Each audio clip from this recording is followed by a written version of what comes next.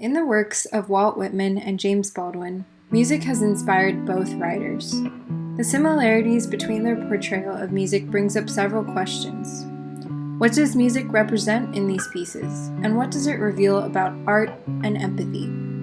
In this video, I want to explore the motif of music that both authors utilize. Let's get into it.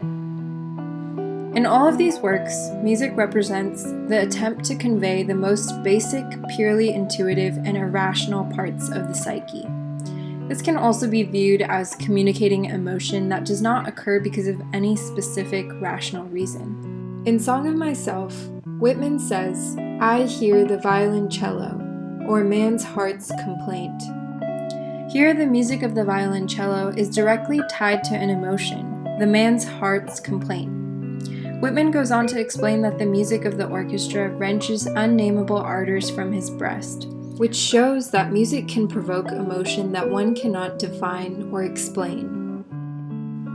In Sonny's Blues, the narrator, Sonny's brother, describes seeing Sonny play piano and says, "He hit something in all of them. He hit something in me, myself." This reveals that the narrator and the audience are emotionally moved in an unclear way, hence the description of something rather than a distinct explanation. But Sonny's brother goes a step further when he says it is the tale of how we suffer, and how we are delighted, and how we may triumph. Sonny's brother sculpts an intellectual understanding out of the emotion he intuits from the music. This suggests that literature seeks to elicit the direct sense of emotion that music provides through more rational approaches that storytelling allows for. In these cases, literature seeks to translate the untranslatable art form of music. However, this attempt to translate the unknowable parts and experiences of another person is always imprecise and imperfect because the translator projects a part of their subjective experience onto it. Whitman touches upon this idea when the speaker in Out of the Cradle Endlessly Rocking hears the singing of the mockingbird who has lost his lover, and asks the bird, "Is it indeed toward your mate you sing, or is it really to me?"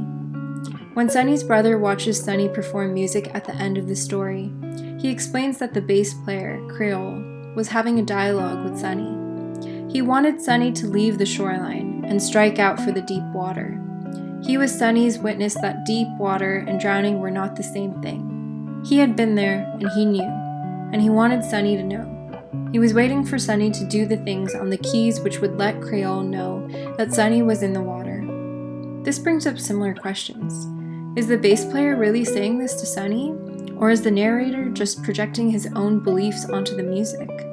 How can Sonny's brother interpret this unknowable musical conversation correctly? Is direct empathy ever possible? Does it need to be? Both works arrive at the same conclusion. It is irrelevant whether the bird or bass player are actually saying what the narrators of their stories perceive them to be saying. The significance of the dialogue is not in its accuracy, but in its attempt for connection and understanding. There is a silver lining for our shortcomings.